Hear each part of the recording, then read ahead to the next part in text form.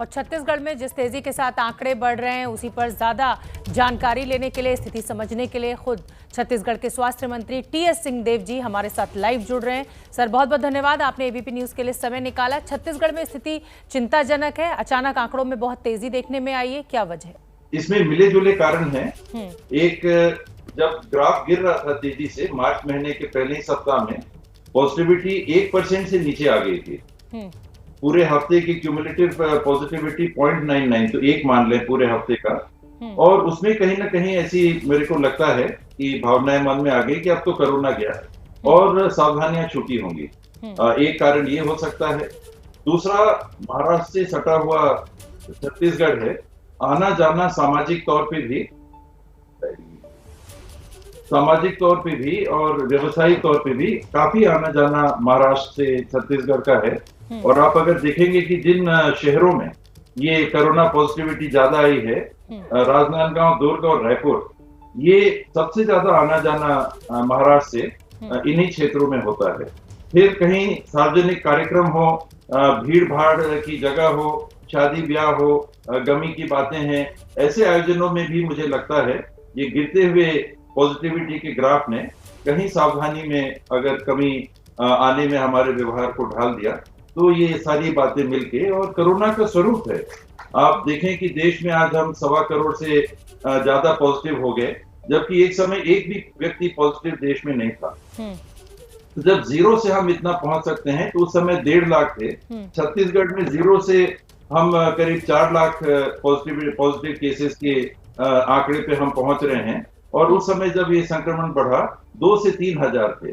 तो इन बातों में कोरोना का स्वरूप भी छुपा हुआ है, बहुत तेजी से फैलता है और यही हमको देखने को मिला। कल तो बहुत बढ़े हुए आंकड़े आए हैं, 10,310 पॉजिटिव केसेस छत्तीसगढ़ में आए।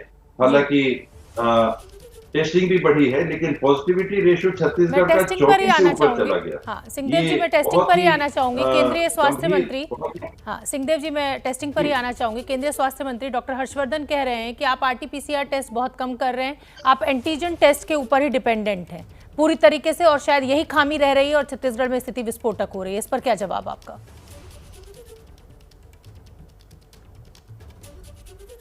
मुझे नहीं लगता कि ऐसी सही बात है, और ना जाने क्यों डॉक्टर साहब नाराज से महसूस मैं कर रहा हूं कि छत्तीसगढ़ से कुछ ज्यादा ही नाराज हैं। एक उनकी चिंता, ये स्वाभाविक है और स्वीकार्य है, लेकिन इस प्रकार के बयान से मैं मतलब दुखी भी हुआ। और मुझे लगा कि देश में कोरोना के संक्रमण के समय जो टीम को एक तरह से लीड कर रहे हैं, केंद्र सरकार इसको लीड कर रही है, वहां अपने ही टीम के साथियों को इस प्रकार के बयान देके मैसेज क्या जा रहा है, मैं समझ नहीं पा रहा। दूसरा, अगर केवल आरटीपीसीआर टेस्टिंग के कारण कोरोना को फैलना था, तो 20% आरटीपीसीआर टेस्ट हुआ करते थे एक समय में। हमारे पास तो एक लेबोरेटरी भी नहीं थी, तो ये कोरोना के केसेस कैसे कम हो गए? ये कहने की बातें रहती हैं, तुलनात्मक अंतर रहता है। स्वयं 2 दिन पहले, उनके बयान के 1 दिन पहले, जब हम लोग वीडियो कॉन्फ्रेंसिंग में जुड़े थे, 11 राज्य के मंत्री उनके साथ जुड़े थे, उस समय भी उन्होंने कोई ऐसी टिप्पणी नहीं की थी। केवल ये कहा था कि हमको उस दिशा में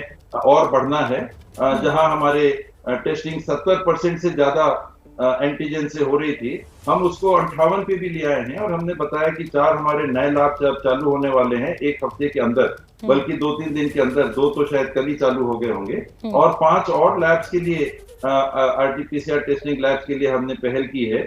और एक हमने मांगा भी उनसे मीटिंग में कि एक सर आप ही अगर केंद्र सरकार से दे देंगे, ये अलग बात है। पर इसके अतिरिक्त क्षेत्र में मैंने उनको बताया भी कि 380 रुपए के रेट से हमने जी एक आरोप और है, 1000 टेस्टिंग की हमने अनुमति दी है, और उसको बढ़ा के कि जैसे 1000। सिंहदेव जी, एक आरोप और है आपके ऊपर, और आरोप यह है कि आपके यहाँ वैक्सीन लगने की गति बहुत धीमी है, क्योंकि आप कोवैक्सीन नहीं लगाना चाह रहे हैं, आप इनकार कर रहे हैं उससे। और डॉक्टर हर्षवर्धन ये कह रहे हैं कि सिर्फ कोवैक्सीन लगाने की वजह से ही वैक्सीन आपके राज्य में भरपूर नहीं हो पा रही है, आप कोविशील्ड की जिद पर अड़े हुए हैं। ऐसी जिद क्यों?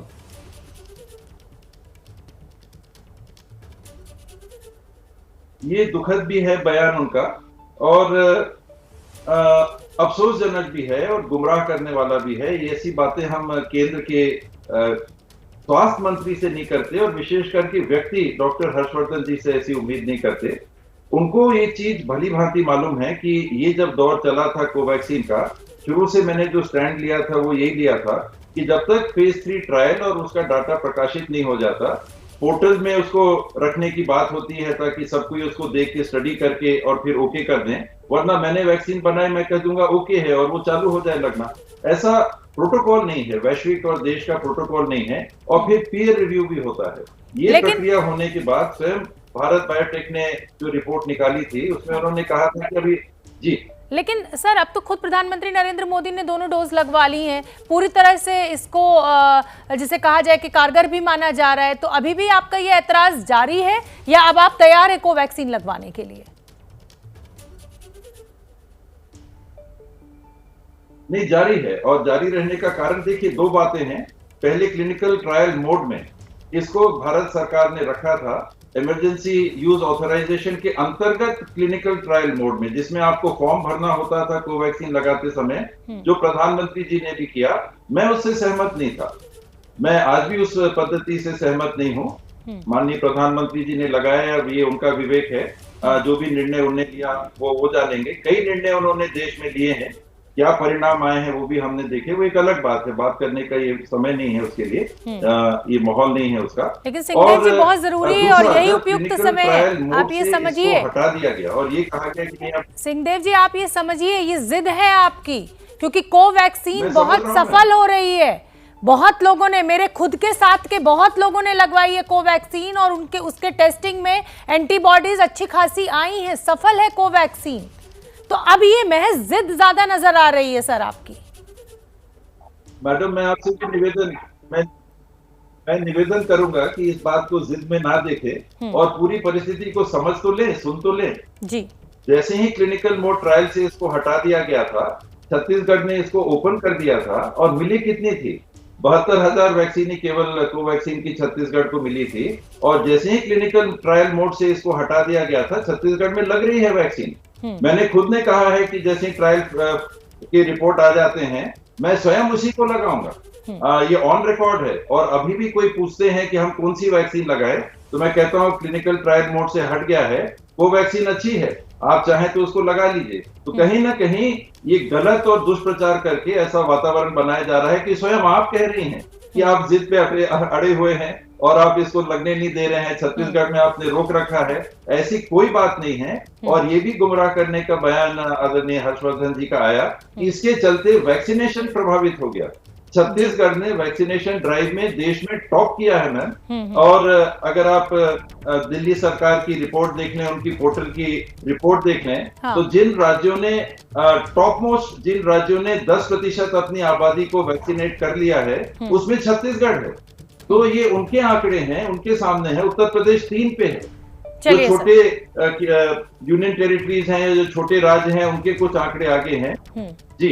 ठीक है, ऑन रिकॉर्ड है मैम। चलिए सर, बहुत अच्छी बात है। बयान ही से दुख होता है और तकलीफ अच्छी बात, इसीलिए सर हम प्रचार नहीं करना। सर, एबीपी न्यूज की यही कोशिश होती है कि हम दोनों पक्षों को रख सकें। आपने अपना जवाब दे दिया जो डॉक्टर हर्षवर्धन ने आरोप लगाए थे, और मुझे लगता है कि छत्तीसगढ़ के लोगों के लिए केंद्र सरकार और राज्य सरकार मिलकर काम करेगी और इस कोरोना पर विजय पाएंगे। बहुत बहुत धन्यवाद सिंहदेव जी, आपने हमारे लिए वक्त निकाला।